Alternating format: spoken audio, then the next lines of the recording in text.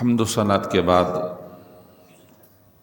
تمام سامعین و حاضرین السلام علیکم ورحمۃ اللہ وبرکاتہ۔ وعلیکم السلام ورحمۃ اللہ وبرکاتہ۔ سورہ اسراء کی آیت کا ابتدائی حصہ تلاوت کیا ہے۔ دعا کرتے ہیں اللہ رب العالمین سے ہمیں صحیح سماعت کرنے، سننے، سمجھنے کی اللہ تعالی ہم تمام کو توفیق عطا فرمائے۔ آمین اللہم۔ اللہ تبارک و تعالیٰ کا جتنا بھی شکر ادا کیا جائے کم ہے کہ اللہ تبارک و تعالیٰ نے ہمیں نہ صرف انسان بنایا اشرف المخلوقات، بلکہ اپنے محبوب پیارے نبی محمد الرسول اللہ صلی اللہ علیہ وسلم کی امت میں بھی شامل فرمایا۔ آپ صلی اللہ علیہ وسلم کی شخصیت، آپ کے فضائل، آپ کے کمالات اس قدر وسیع ہیں کہ انسانی عقل ان کا احاطہ کرنے سے عاجز ہے۔ انسانی عقل ان کو مکمل طور پہ اپنے احاطے میں لانے سے عاجز ہے۔ کیوں؟ کہ جب عقل ناقص ہے تو کامل کا احاطہ کیسے کیا جا سکتا ہے؟ آپ صلی اللہ علیہ وسلم اللہ تعالیٰ کے محبوب ہیں، حبیب کبریا ہیں، اور جب وہ اللہ کے محبوب ہیں تو اللہ جو قادر مطلق ہے، جس نے ہر ایک کو بن مانگے کتنی ہی نعمتوں سے نواز رکھا ہے، اپنے ہوں یا پرائے، سب اس کی نعمتوں سے لطف اندوز ہو رہے ہیں، تو پھر جو اپنا ہے، جو محبوب ہے، جو پیارا ہے، اسے کتنوں سے نوازا ہوگا؟ اس کے لیے کیا وسعتیں رکھی ہوں گی، اس کے لیے کیا کمال اور فضائل رکھے ہیں، اس کا اندازہ ہم کر نہیں سکتے۔ میں اتنی سی ایک مثال دیتا ہوں کہ یہ اتنی بڑی کائنات، اللہ تعالیٰ نے فرمایا قُلْ مَتَاعُ الدُّنْيَا إِلَّا قَلِيلٌ۔ اے حبیب محترم صلی اللہ علیہ وسلم، آپ کہہ دیجئے یہ دنیا کا سارا ساز و سامان بہت قلیل تھوڑا، یعنی جس کے لیے ہم اور یہ دنیا مرے چلے جا رہی ہے، اپنی ساری زندگی، محنت، کوشش، طاقت اسی کے لیے صرف کر رہی ہے، اللہ تعالیٰ فرما رہا ہے یہ تو قلیل ہے، یہ تو قلیل ہے، یہ تو ذرہ ہے۔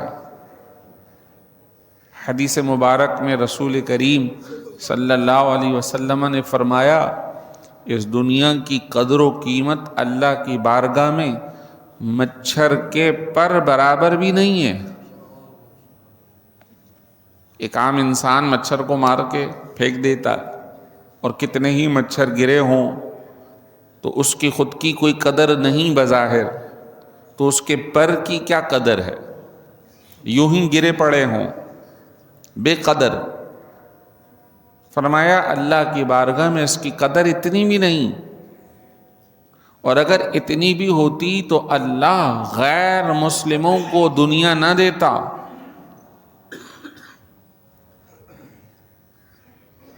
اب جس کے لیے ہم کئی مقامات پہ اللہ رسول کی نافرمانی کرتے ہوئے نظر آتے ہیں، وہ اللہ کے نزدیک حقیر اور بیکار ہے۔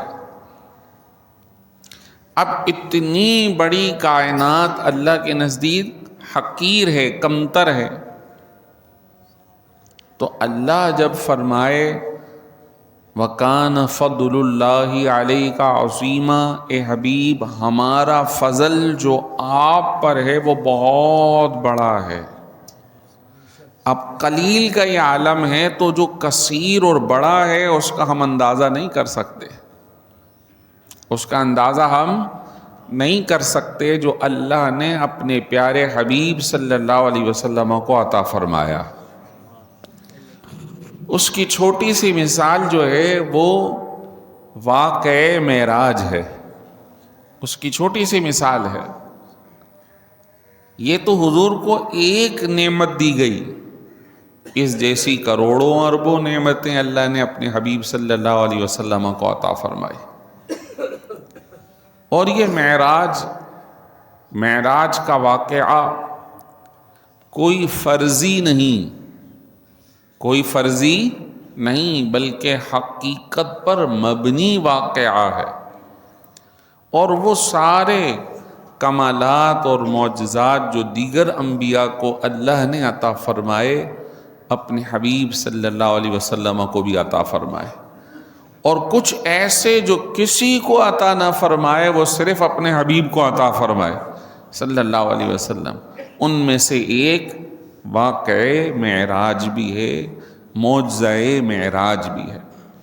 آج دیکھیے آپ اور ہم سب جو بیدار مغز حضرات بیٹھے ہیں، دنیا کو دیکھ رہے ہیں، اور اب ہر ایک کے ہاتھ میں دنیا آ گئی ہے، اور اس وقت ایک نوجوان یا ایک ادھیڑ عمر دنیا میں بڑا معروف ہے کہ وہ بڑی سائنسی تحقیقات کر بڑے تجربات کر کے وہ دنیا کو مسخر کرنے میں لگا ہوا ہے۔ امریکی ایلون مسک کبھی یہ بھیج رہا ہے، کبھی وہ بھیج رہا ہے، اور سیارے اور مختلف تیز ترار برقی آلات، یہ کچھ بھی نہیں۔ جس کا نام آج پوری دنیا سوچ رہی ہے، جب یہ سوچ اور فکر بھی لوگوں کے ذہنوں میں نہ تھی، اللہ نے پیارے حبیب صلی اللہ علیہ وسلم کو اس جگہ سے بھی بلند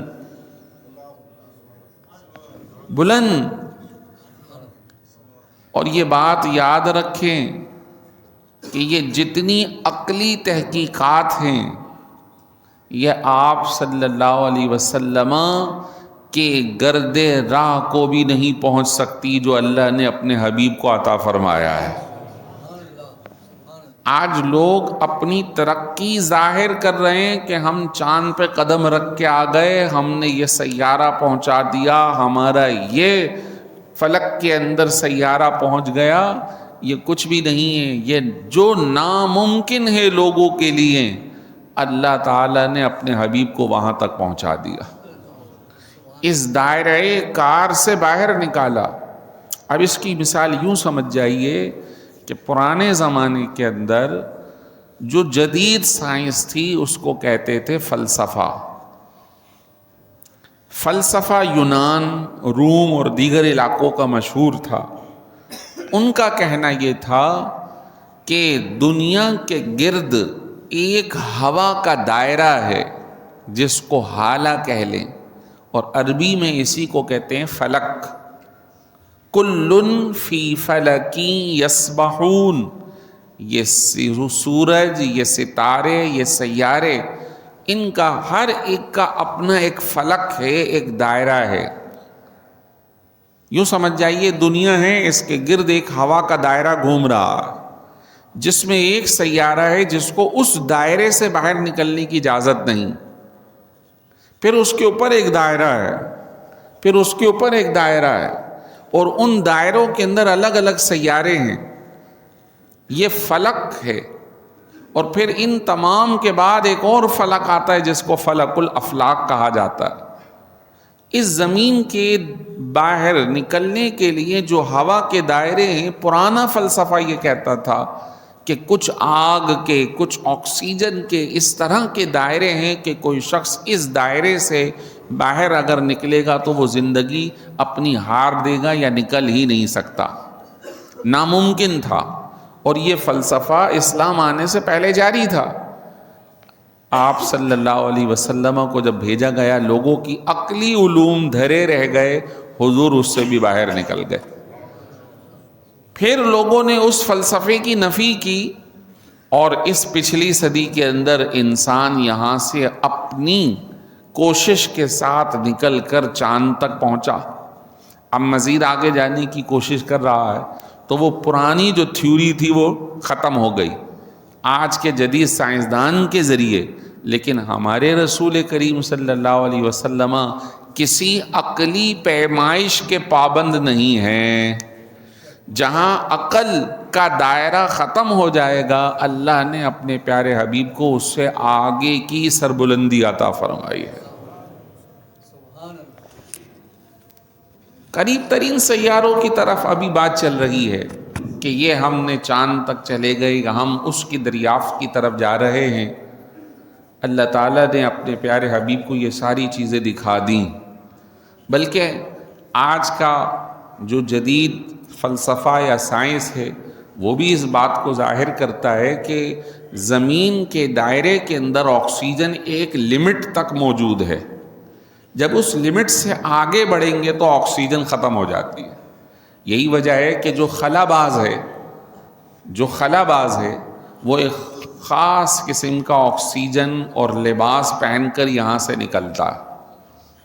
اور جہاز کی بھی ایک لمٹ متعین کی گئی ہے کہ اس سے اوپر نہ جائیں، ورنہ کیا ہوگا، آکسیجن ختم ہو جائے گی اور کئی پائلٹ یا مسافر جو ہے ان کے آکسیجن ختم ہو جانے کی وجہ سے ناک، منہ اور پھیپھڑوں سے خون کا رساؤ شروع ہو جائے گا اور موت واقع ہو جائے گی خلا میں ہی.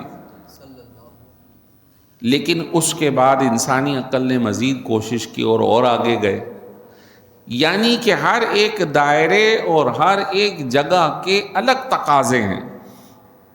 اللہ تبارک و تعالی نے پیارے رسول محمد الرسول اللہ صلی اللہ علیہ وسلم کو یہاں سے وہاں بھیجا، اور اس قدر تیز رفتار سفر کہ اس وقت جب جہاز اڑے تو اس کے کتنے کلومیٹر پر آور اور کتنے کلومیٹر پر سیکنڈ رفتار ہونی چاہیے اس کو بھی طے کیا جاتا ہے. پھر سیاروں کی، یہ جو ہمارے خلا باز جا رہے ان کی کتنی تیز رفتار ہونی چاہیے جو وہ وہاں پہنچے.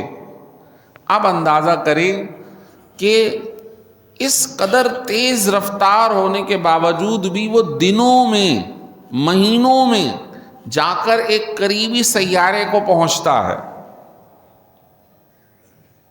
ہمارے نبی صلی اللہ علیہ وسلم لیلاً، ایک رات، اور عربی کے اس لفظ کے اندر لکھا تو عربی میں ہے لیل، رات پوری کو کہا جاتا ہے، لیکن یہ عربی کا کمال ہے کہ اس کے ایک ایک لفظ، ایک ایک زبر زیر پیش میں معانی کا خزانہ ہے.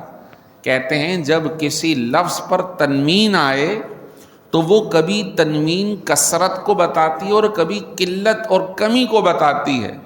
رات کو گئے تھے، وقت رات کا تھا لیکن وہ پوری رات نہیں تھی، لمحوں کا تھا. حضور گئے اور آئے، کنڈی ہل رہی ہے، پانی بہ رہا ہے، بستر گرم ہے، جا کے بھی آ گئے. نعرہ تکبیر، نعرہ رسالت، جا کے بھی آ گئے. اور پھر اس دوران کیا کیا دیکھا، کتنا سفر طے کیا. اللہ اکبر، اللہ اکبر. عقل یہاں حیران ہے کہ اتنا لمبا سفر ہم بھرپور کوشش کے باوجود مہینوں میں طے کر رہے ہیں. یہ کیسے ممکن ہے کہ ایک جسم ثقیل، مضبوط جسم، بھاری جسم لمحوں میں گیا اور آیا. عقل اس کو تسلیم نہیں کرتی. ہم کہتے ہیں یہی تو معجزہ ہے، یہی تو معجزہ ہے. اور اس سے رسول کریم صلی اللہ علیہ وسلم کی ایک الگ کیفیت بھی ظاہر ہوتی ہے، اور وہ یہ ہے کہ حضور جسم کے ساتھ ساتھ ایک نورانی جسم بھی رکھتے ہیں. آپ کا ایک نورانی حصہ ہے. بلکہ بعض علماء نے کہا کہ معراج کی شب تو جسم نیچے رہ گیا، یہ جو ثقل ہے یہ تو نیچے رہ گئی. آخر وہ کیا کیفیت ہے جو اللہ نے اپنے حبیب کو عطا فرمائی ہے کہ یہ سارے جتنے بھی عقلی تقاضے ہیں، کائنات کے تقاضے ہیں، یہ سب دھرے رہ گئے اور اللہ نے اپنے حبیب کو بلا لیا. اب یہ وہ حقیقت ہے جس کو عقل انسانی سمجھنے سے قاصر ہے، یہی تو میں نے آغاز کیا کہ جو دنیا ہے وہ اللہ کے نزدیک حقیر یا کمتر ہے، اس کے اندر ہمارے اعتبار سے تو بہت کچھ ہے لیکن اللہ کے اعتبار سے وہ ذرہ بھی نہیں، اور اس سے کئی گنا اللہ نے اپنے پیارے حبیب محمد الرسول اللہ صلی اللہ علیہ وسلم کو عطا فرمایا۔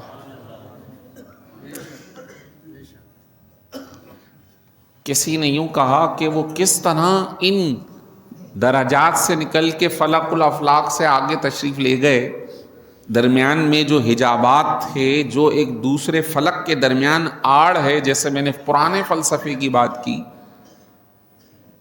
تو اس کو یوں سمجھ جائیے کہ جب اللہ تعالیٰ چاہے تو یہ جو درمیان کی آڑیں ہیں نا، یہ بھی کام نہیں کرتی، وہ نور اس سے بھی نکل جاتا ہے۔ اس کی چھوٹی سی مثال دوں، آپ کی آنکھیں جو استعمال ہو رہی ہیں، یہ اللہ کا نور ہے جو اس میں موجود ہے۔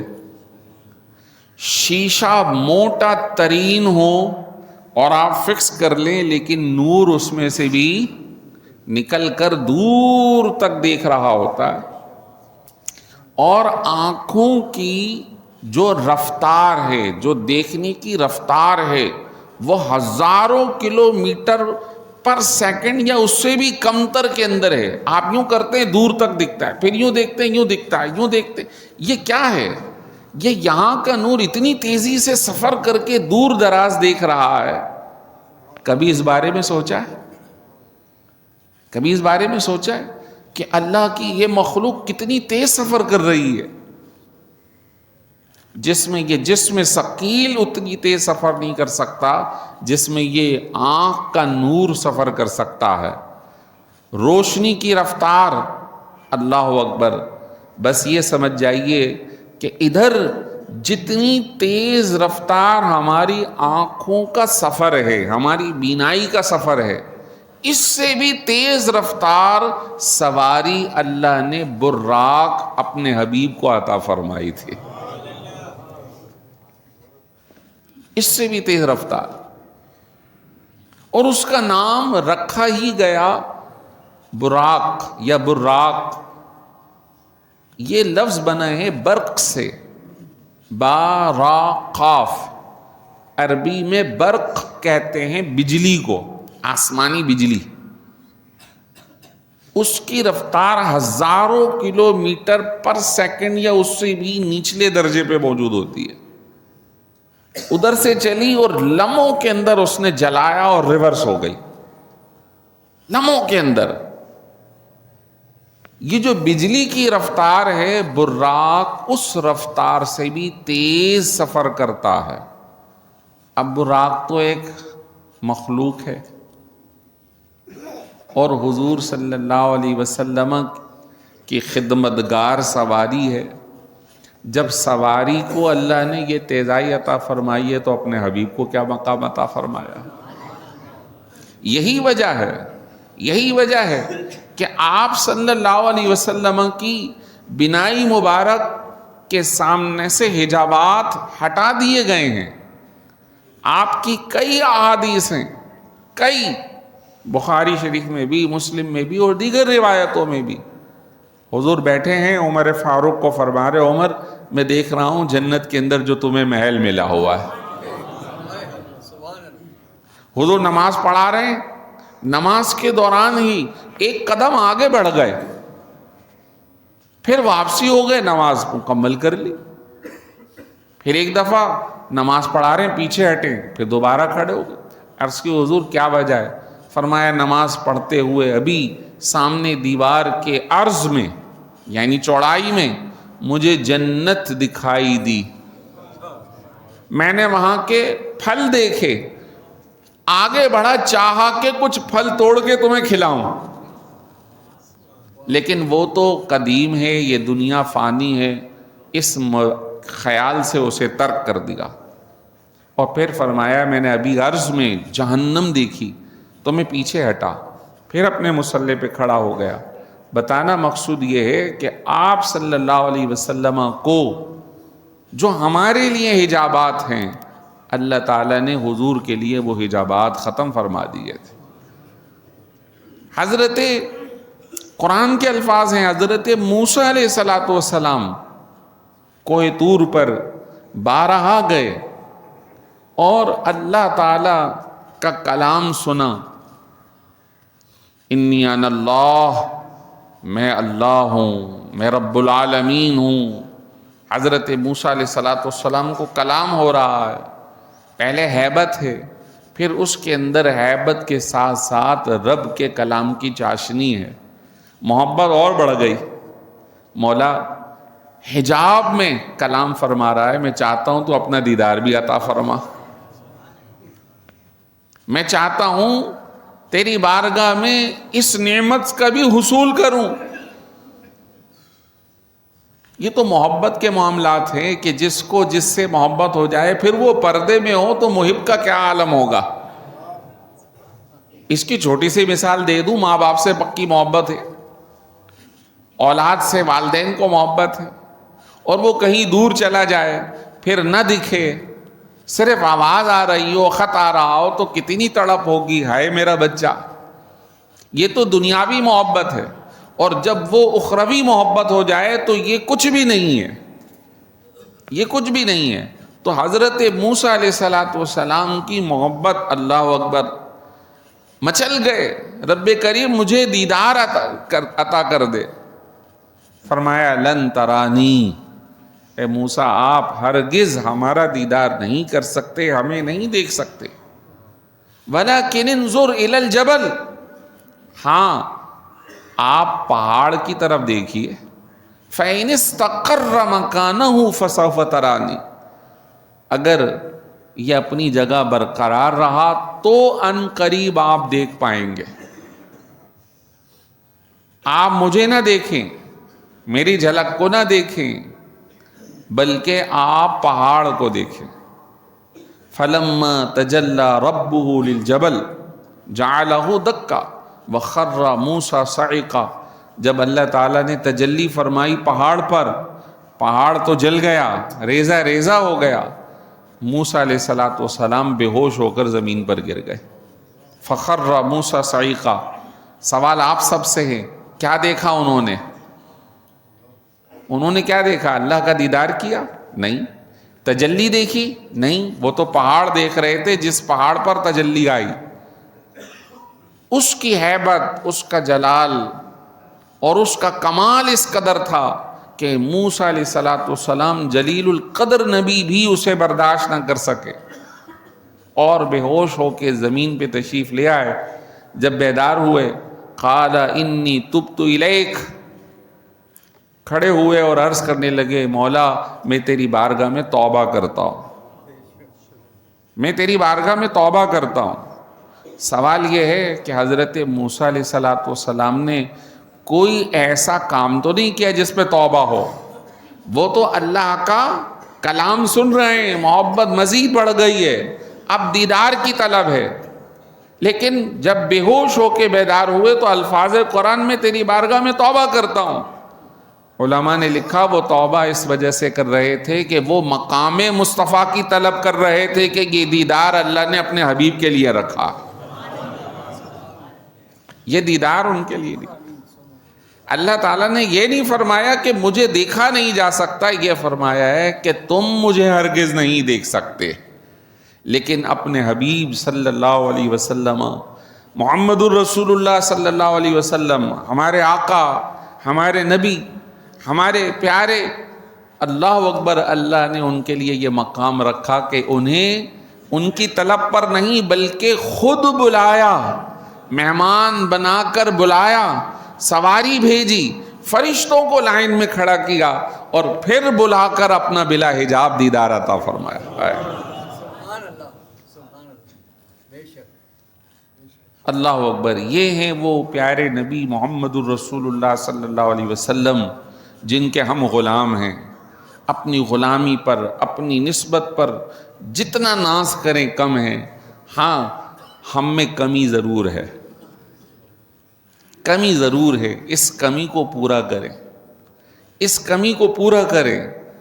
اپنے پیارے نبی محمد الرسول اللہ صلی اللہ علیہ وسلم سے محبت کریں، ان کی تعلیمات پہ عمل کریں، ان کے دل کو نہ دکھائیں، حضور نے فرمایا ہے نمازوں میں میری آنکھوں کی ٹھنڈک ہے۔ معراج کا اس قدر پر تاثیر واقعہ، جب یہاں سے گئے ہیں بلایا ہے، پھر رب نے انہیں تحفے تحائف دے کے بھیجا ہے، اور وہ تحفے تحائف یہ جو ہم اتحیات میں پڑھتے ہیں، یہ بیسیکلی یہ معراج کے اندر ہے کہ جب یہاں سے گئے حضور تو انداز یہی ہے کہ پرانا ہمارا ادب و آداب کہ جب کسی کے گھر جاؤ تو کچھ تحفہ لے جاؤ۔ حضور جا رہے ہیں، کیا لے کے جائیں؟ تو بارگاہ الہی میں جب پہنچے ہیں تو یہ کلمات عرض کی ہے، التحیات للہ والصلوات والطیبات، اللہ ساری تعریفیں تیرے لیے ہیں، ساری پاکیزگیاں تیرے لیے، ساری حمد و ثنا تیرے لیے۔